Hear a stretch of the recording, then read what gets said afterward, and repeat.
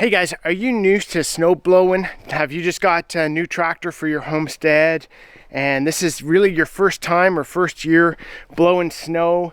And what happens too is sometimes, we've had a really hot weather in the last little while, above freezing, and then we've just been pounded with snow.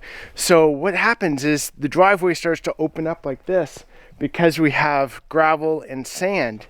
So I'm going to show you a little hint right now to help you deal with this kind of stuff. So last 2 weeks we were above freezing temperatures. It was beautiful spring weather. The birds have been out. It's been crazy. We're like thinking, we can almost start planting. Not really, but what happens is then we get hit with basically, I think it's been about 2 feet of snow in the last week. And I pulled the tractor out to start snow blowing, and because we had that warm spell, we get all the snow and ice melting on the driveway. So the driveway's not frozen right now. It's still got, it's still thaw. It doesn't have that layer of ice that it used to during the entire winter period. So it makes it really hard to snow blow because you start sucking up that sand and gravel and rocks up into the snow blower, and you can damage it. You can basically blow a shear pan, that sort of thing. Plus, then you're getting ruts in your driveway and that kind of stuff. Then you're throwing gravel on your grass, and it's just not fun to deal with.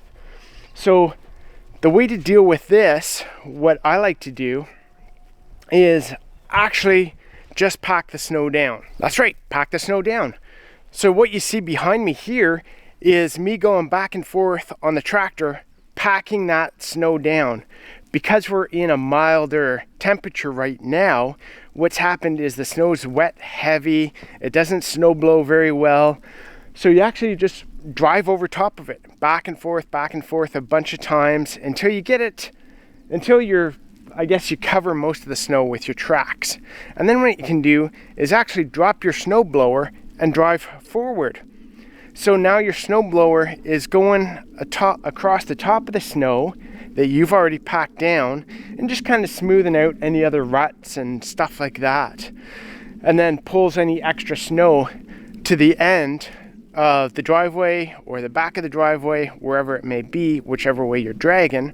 And then you can move that with your bucket or move that with the snow blower. So while this is not an ideal method of moving the snow, what it does is start protecting your driveway, start protecting your equipment, and allows you to drive over top as well without getting stuck. Now it does suck a bit if it starts melting fast, and then you're dealing with all that snow, moisture, slush on the driveway. But a lot of the times it doesn't. A lot of times it'll start hardening up overnight because the temperature drops below freezing.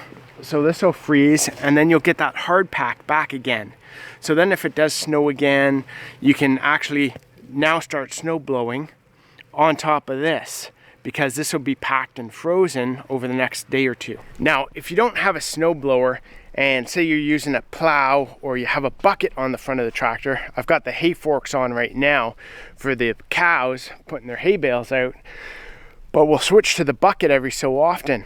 So if you don't have a snow blower and you're dealing with, again, maybe you're digging this up because you're pushing snow with a plow, just drag the plow backwards or put your bucket on and drag your bucket backwards and smooth out the snow, and again, pack it down. Get another layer of snow and ice on top of this mess right here. It'll make a big difference going forward. Hope this helps you guys and makes your snow blowing and snow moving a little easier. We'll talk to you soon.